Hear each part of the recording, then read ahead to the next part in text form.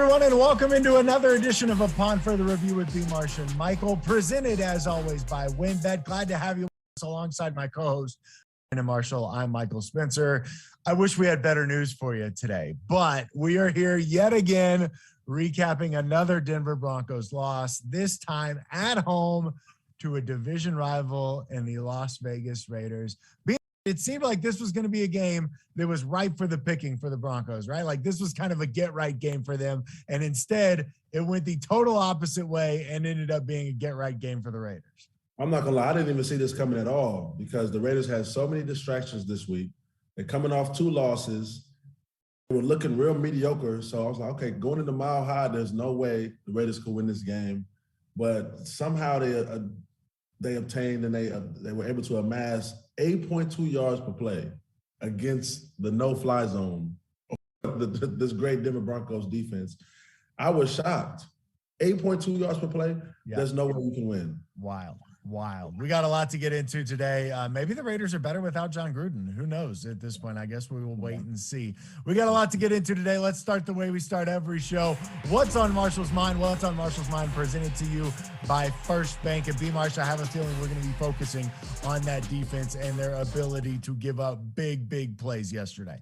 Absolutely. But also, I didn't want to say I told you so. You know, we're like 2 minutes in. I don't want to say it, but I knew.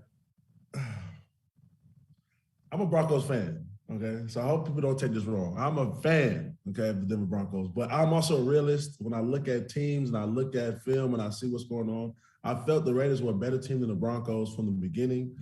And it showed yesterday. They were, like I said previously, they were able to amass 8.2 yards per play. Derek Carr was able to complete 18 passes for 340 yards. It took Teddy 33 passes for 330 yards. Derek Carr only needed 82 passes. So the big plays, the explosive plays were on display all day yesterday. You know what surprised me yesterday, Brandon, wasn't the fact that the Raiders are proving to be a better team than the Broncos. It's the way that they are proving to be a better team than the Broncos. Because if you looked at it at the beginning of the year when you picked the Raiders to be second in the division to the Kansas City Chiefs, and I said, oh, okay. And I was a bit surprised by that pick. But I would have thought it would have been because the Broncos offense wouldn't be able to get anything going and wouldn't live up to the way that the Broncos defense was supposed to play. That was not the case. And the problem is, for the Broncos now, the defense was supposed to be their strong suit, and instead they're getting gashed in big ways. You mentioned Carr's ability to throw the ball. They had 7 plays of 20 yards or more yesterday out at Mile High. That's ridiculous. I mean, you're giving up big plays at inopportune times.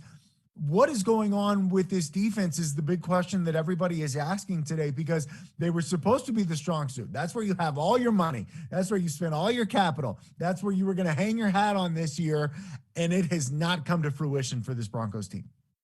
Yeah, I know a lot of people like numbers, right? But if you were a numbers guy, going into the game, the Broncos were the number 3 overall defense as far as yards per game.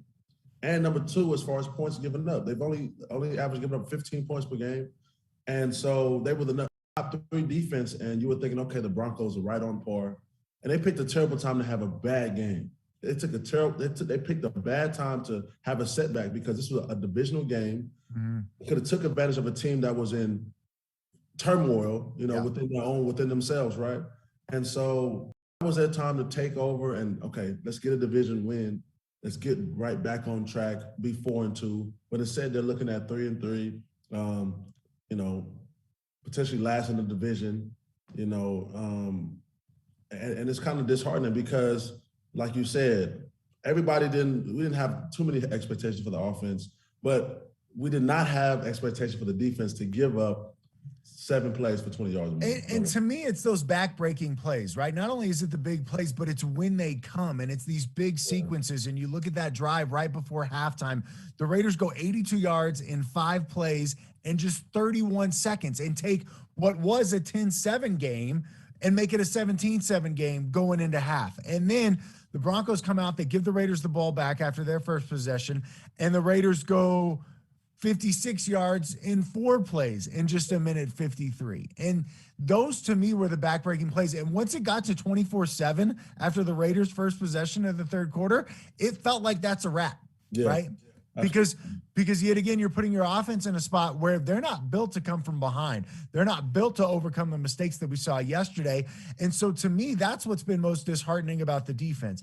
Okay, like I can appreciate the fact that they are not going to go out and win you every single game and that they're going to need some help from the offense. But when you need your defense to get big stops, it feels like they're not getting big stops, and that's a problem. Yeah, I mean, look, this defense is supposed to be the best in the league, right? Right along the Rams and, I mean, the Washington football team, their defense took a nosedive, but they were supposed to be good, yeah. Yeah, they're supposed to be good. So this is supposed to be, I guess when we speak about identities, right? This team had an identity. We're a defensive football team that should be able to run the ball. Not necessarily turn it over with Teddy. Now Teddy's turned it over the last 2 games. 4 picks now in the last 2 games. I still think he's having a good season, but 3 picks against the Raiders is unacceptable. Unacceptable. Yeah. He overthrew. I forgot his name, Brandon Mason or whatever his name is, but he overthrew Saubert on the 4th down. In the first half, where I thought it was a good read, and I actually liked the call to go for it. But then Teddy just kind of airmails it over his guy, and that ends up as an interception. And then, I think that's disheartening for the defense too, right? Not necessarily that one, but the fumble, because you go second half, Broncos turn the ball over and punt it away. Raiders score a touchdown. Broncos get the ball back, and then their defense, after the Raiders get it back, makes a stop, and then Teddy comes out and fumbles it. And you're just like, that can't happen. When your defense isn't playing to the level where it needs to be playing at, you can't have the mistakes on offense either. It was really a snowball effect all game. Yes. And it was there was not one time where the Broncos could stop the bleeding. And you would look for that into a great team, right? Okay, great teams, we get down sometimes, right? Things might not go our way. It might be a bad sequence for us, but the great teams can stop the bleeding and get the thing turned around, whether they win the ball game or not.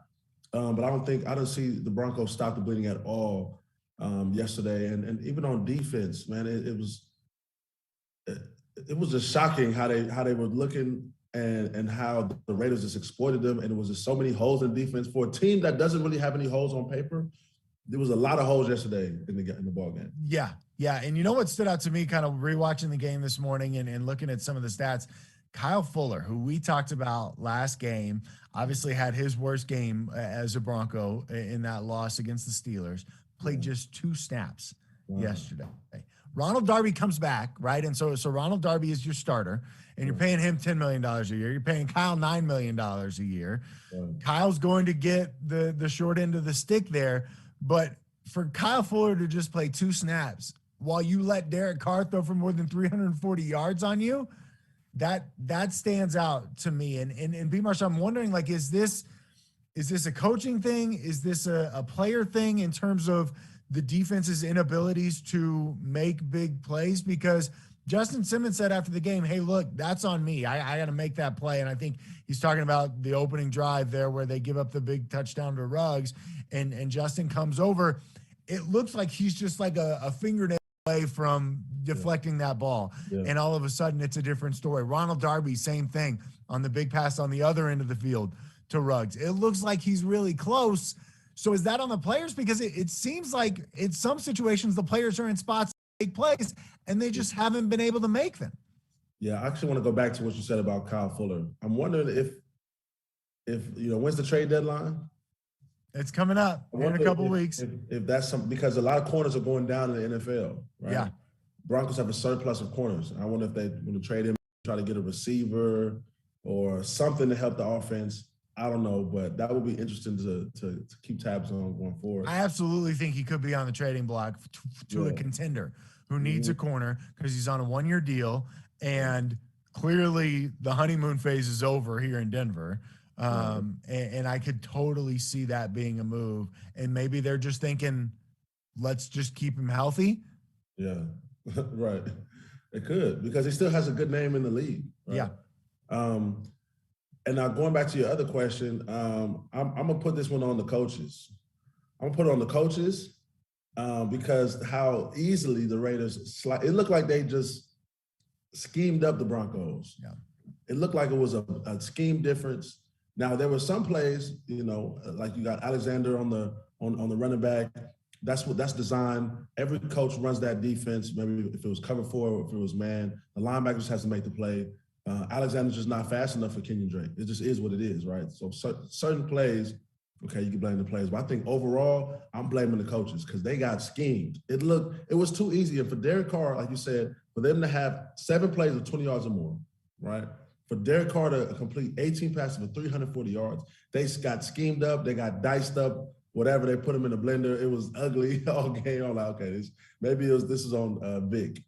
Well, you're certainly not the only one who feels that way. And when we come back here on Upon Further Review, we're going to get into some more of that conversation. Is it the coaches, and does that mean it is time for a change at either head coach or maybe offensive coordinator? We'll talk about that, plus some of the offensive woes for this football team when we come back right here on Upon Further Review with B-Marsh and Michael, presented by WinBet.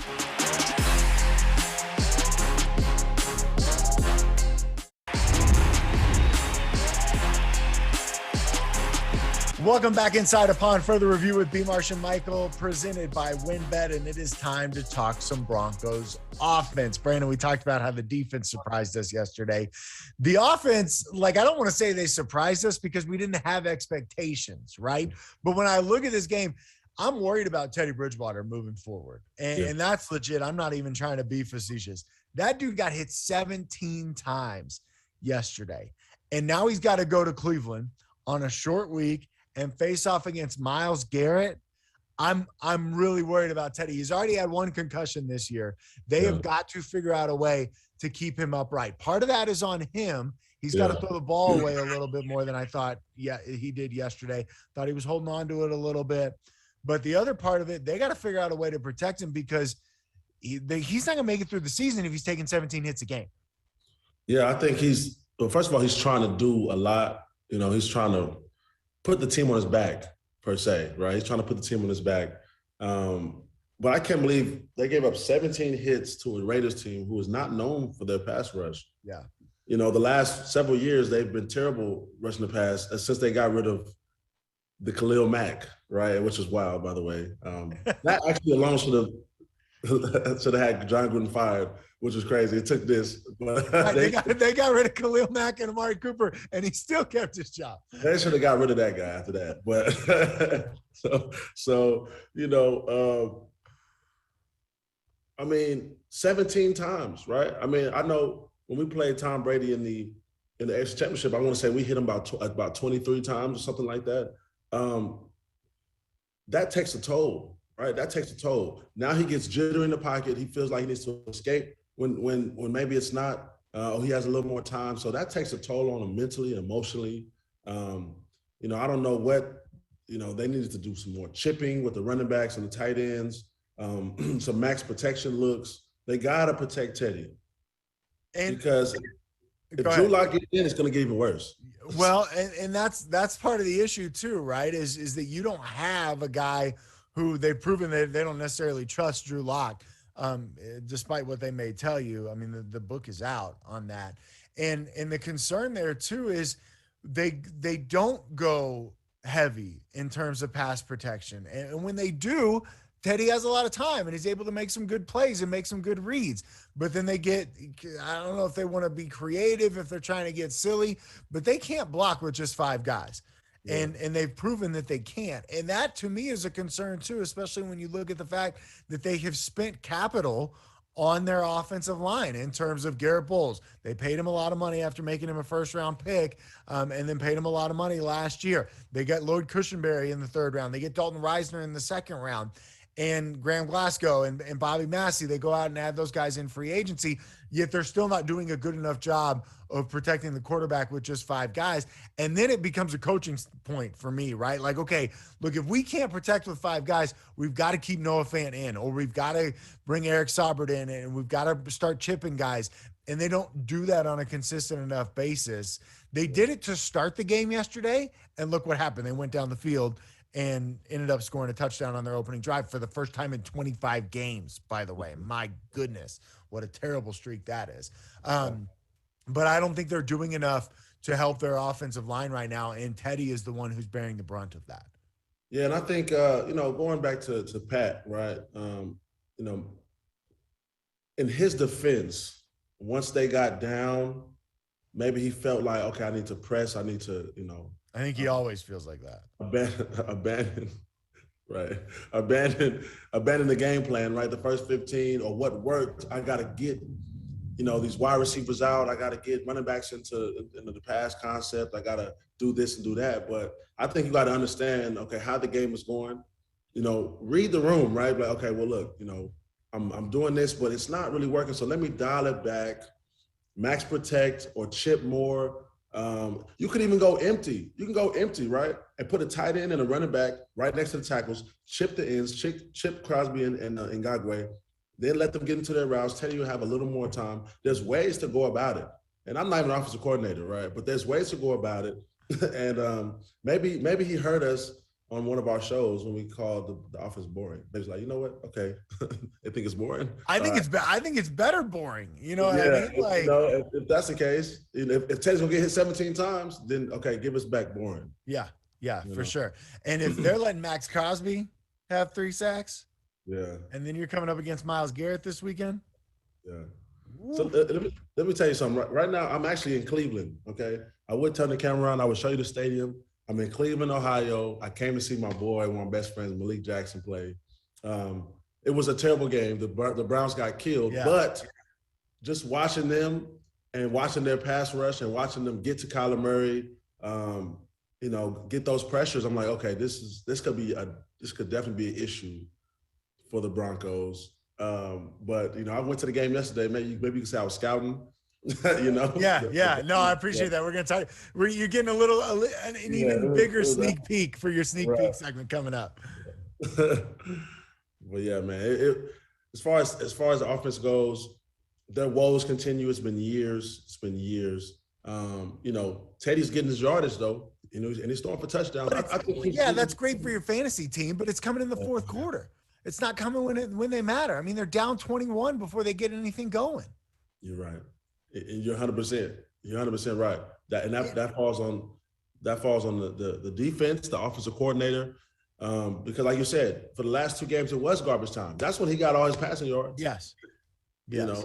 Garbage time. The defense is playing soft coverage. They're just playing cover 3 or cover 2, and they're just letting you dink and dunk because they think they got the ball game in hand. And I think too, like Teddy is missing some opportunities here, right? You think about Cortland. So he missed Cortland twice on deep balls that would have been big plays. One, Cortland would have walked into the end zone.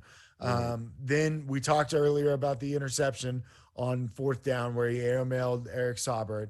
I don't know that Teddy is playing well enough to win you games right now.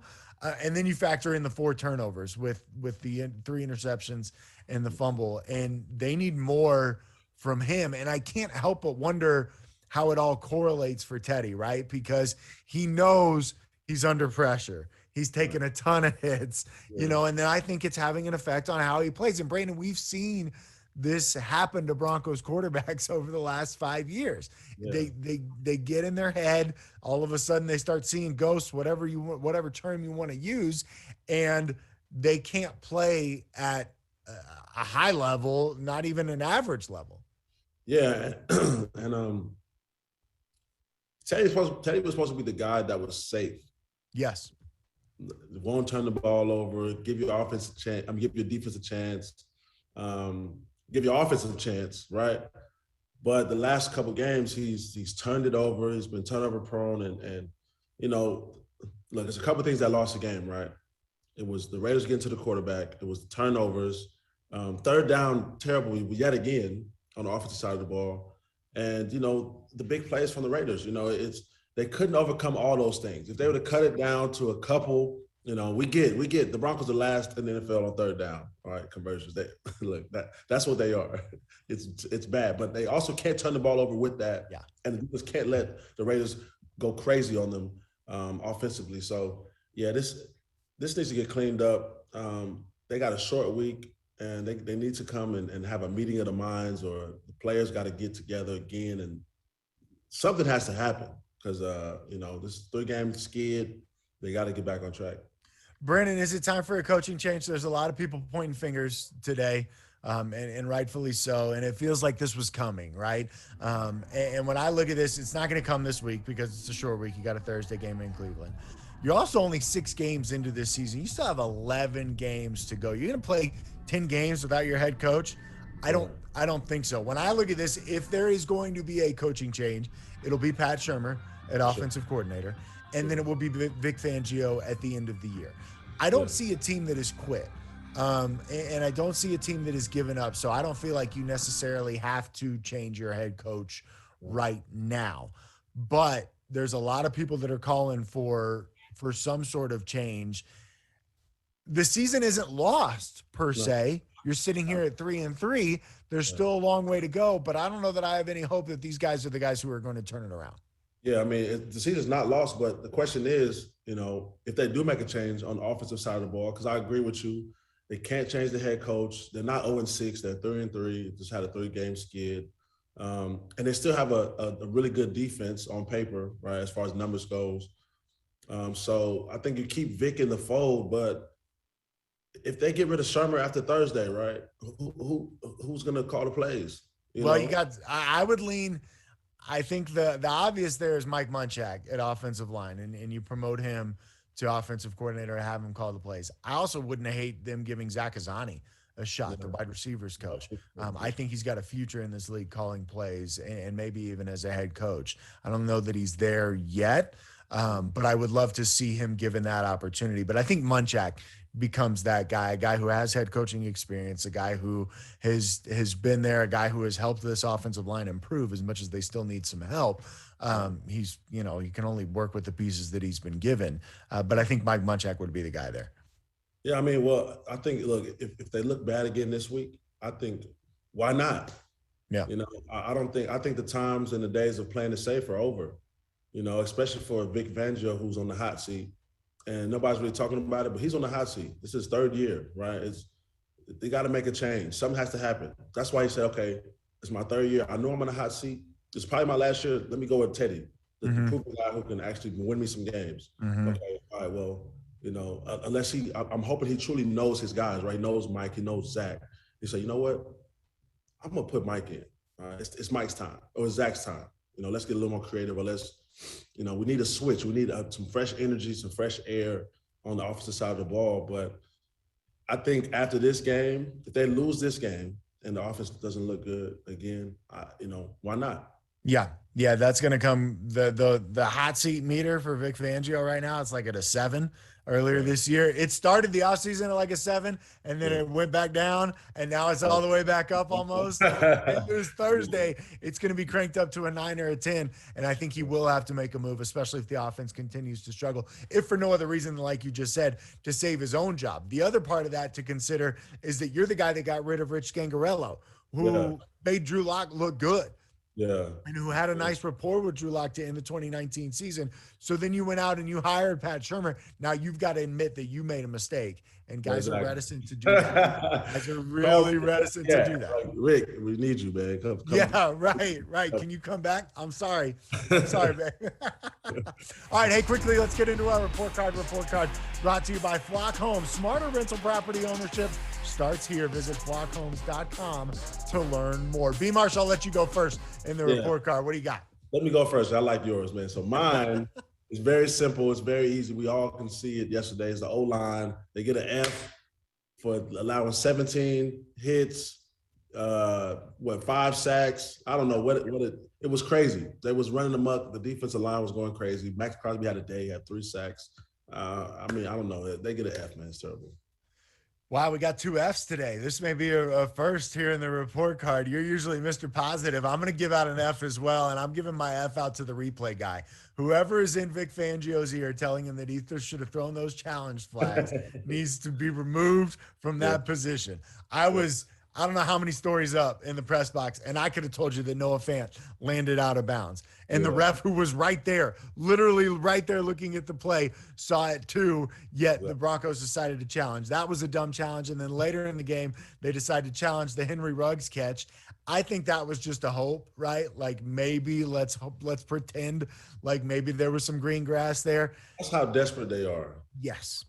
There's nothing to lose. Yes. Like, hey, why not? Yes. What do we have to lose? But then you get the ball late in the game, and I mean, it takes a hope, but you're down 2 timeouts because you had 2 really bad challenges. Yeah. And that ended up coming to bite them a little bit. Obviously, they turned the ball over, and hindsight's 2020, but those were really, really bad challenges, I thought. And I think they need to seriously consider who's in Vic's ear moving forward, because that could cost them later in games. It didn't end up costing him yesterday, but it could cost them later in games. Start a petition, man. Let's get him out of there. Let's want get that? Move, Mike. I'm down. I'm down. Give me a shout. Like, I'm already watching the game on game day. I can tell you when to challenge and when not to. Seems like it's a pretty easy job, if I'm being honest. My goodness. All right, there, we got to take another quick timeout. When we come back, we will take a look around the league. Which team proved its dominance in the AFC yesterday, and what can the Broncos expect on a short week going into Cleveland? Our keys to Thursday night and a sneak peek into that Thursday night affair with Cleveland in Cleveland. Next, right here on Upon Further Review with B-Marsh and Michael, presented by WinBet.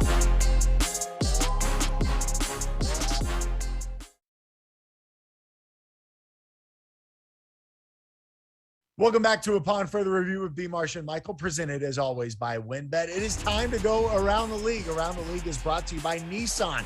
Choose Nissan today for great offers on their most exciting lineup ever. Shop NissanUSA.com. B-Marsh, the team that stuck out to me yesterday was the Baltimore Ravens. Coming in at home, taking on the Chargers. Chargers were all the talk, all the rage, and the Ravens just bullied them, right? Like, who cares if we're down 18 running backs? We're going to go get some guys off the street, and we'll run right up the middle on you. I was really impressed with the way that Baltimore won that game, and really the way that they have played all season. I think that they are proving that they are for real now, and that they may be the class of the AFC. I know the Bills are going to have something to say about that tonight on Monday Night Football. And obviously, I'm still not ready to count out the Kansas City Chiefs, but the Baltimore Ravens proved to me yesterday that they are for real. And I think they sent a message to the rest of the league, right? Because the Chargers come in, they're hot stuff. Hey, pump the brakes. Don't forget about us here in Baltimore, because we've proven that we can beat some of the best in the AFC so far this season. I like that, Mike, because, I mean, they're battle tested as well. Yes. They went to the wire with the Chiefs. They went to the wire with the Raiders and possibly should have won the game or could have won the game, but they didn't. But they played in a lot of close games, and then they come in and it's another team that's atop of the AFC. They come in and they handle them. It was easy. It looked easy. So I really like the Ravens right now. Them and the Bills are definitely at the top of the AFC. And the thing about the Ravens is, like, everybody's got injuries, right? Yet the Ravens just continue to plow through people, and it doesn't matter who they stick back there. It feels like as long as they have Lamar, they're going to be in the conversation. Yeah, no matter what. I mean, and people try to count Lamar out for his abilities, but if you stop him on the run, he's going to throw it. Yeah. If you stop, I mean, what can we say about Lamar right now? Is he MVP candidate? Got to be. Yeah, absolutely. Absolutely. Especially if they continue to play well. I think you got Lamar in that conversation. Obviously, Tom Brady's going to be in that conversation. Dak is going to be in that conversation. And a guy that you saw yesterday, Kyler Murray, is going to be in that conversation as well. Yeah, and then segueing into that, man, the Cardinals look amazing. I actually picked the Browns to win because in my head I was like, okay, the Cardinals, they're going to hit a bump in the road at some point. And I thought it was yesterday. Yeah. And, but until I realized the 2 starting offensive tackles were out for the Browns and the starting running back was out. So I'm like, okay, well, maybe this is not the day. And clearly it wasn't. They killed the Browns 37-14, which gave me some hope for the Broncos next week. Mm-hmm. But the Cardinals are a different class when you look at Kyler Murray and his receivers, DeAndre Hopkins, A.J. Green. And then their defense, man, they're playing well. Buda Baker's flying to the ball, J.J. Watt, the linebackers. The Cardinals are a complete team, man, and I think they're for real. They didn't even have their head coach yesterday. Who needs their head coach, right?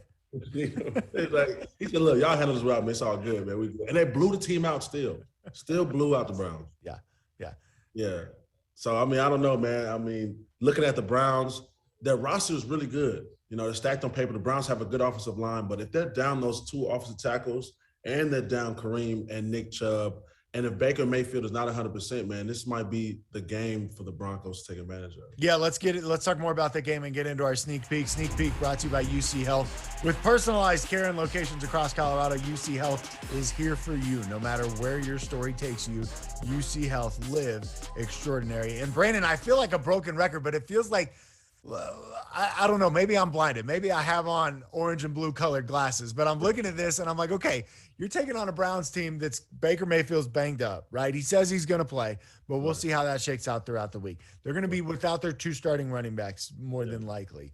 Sure. This feels like a get-right game, yet everything that has felt like a get-right game for the Broncos ends up being a get-right game for the other team when you talk about Pittsburgh and Las Vegas. And so I look at this Browns team. They're ripe for the picking, but I have no confidence that the Broncos will be able to go into Cleveland and get a win because they haven't shown me anything or any ability to do that in their last two games. You know, I want to disagree with you, but I can't because they haven't shown anybody anything. What have they really shown? You know, they beat three mediocre to terrible teams the first 3 weeks, and then the next 3 weeks when they play decent teams, they lose every time. And the Browns are a pretty good team, right? The Browns I'm gonna still say they're a good team. Yeah. And so, although these injuries, and it's crazy that we have to hope and we have to bank on, okay, these guys are hurt, so we can win. Like, what kind of team are we rooting for? But it can be a get right game, because especially one thing I know though from watching the game, Nick Chubb was out, right? So that's their bell cow back, even though they have Kareem Hunt. Mm-hmm. So they started off the game and they started in empty. So they tried to throw the ball, try to put it in Baker's hands to try to make some stuff happen. Baker cannot win it by himself. They cannot win games off the shoulders of Baker Mayfield, okay? So that's a positive, right? Now, because they need the run game to supplement Baker's passes or whatever, but they don't have those two guys anymore. So it's ripe for the picking. Yeah. Right. Yeah. We can win this game. We have to win it.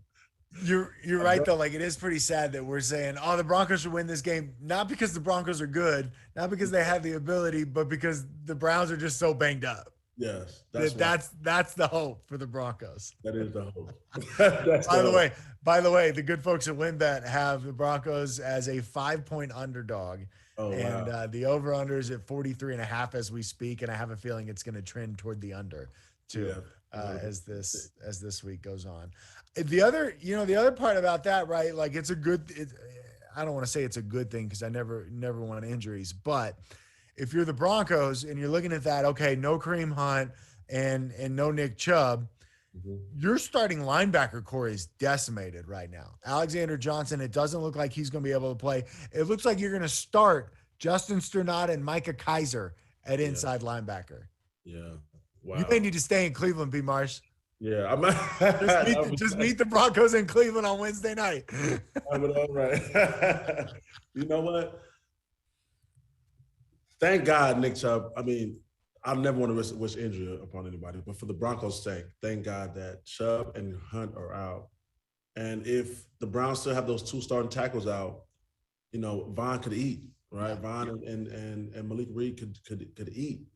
If the secondary gets their stuff together, right? This could be a great game for the Broncos. I'm not too worried because, like you said, we have all backup linebackers, but thank God this running game is the two studs are out, and they're studs. They are studs, right? But the offensive line is still studs from the guards to the guard.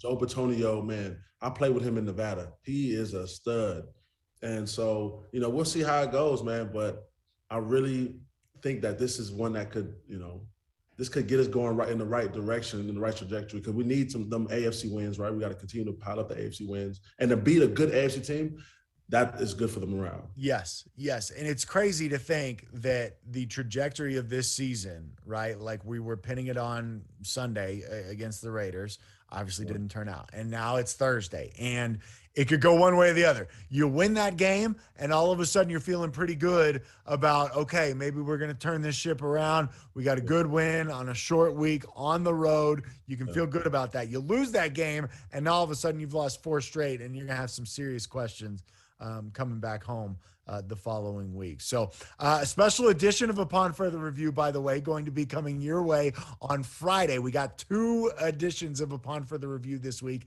The day after the game, we will be with you, same time, same place. We'll actually be reversed. I'll be in Cleveland on Thursday in my hotel room, or on Friday morning, I should say, after the game. And I know B-Marsh, you'll be back in Vegas. And so we will have our next edition of Upon Further Review Friday afternoon, 2 o'clock on CBS in Denver. That is going to do it for us today, though.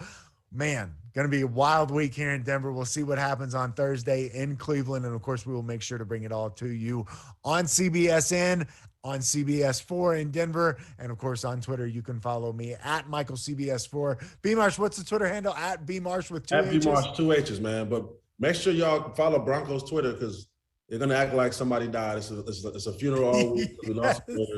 It's probably going to be miserable but funny at the same time. So I'm going to be tuned in. No, I'm looking forward to that. And hopefully Myles Garrett doesn't add any gravestones to his front yard after this game coming up on Thursday. All right, that's going to do it for us. From my partner, Brandon Marshall, I'm Michael Spencer. Thanks so much for hanging out with us today on Upon Further Review with B-Marsh and Michael, presented as always by WinBet.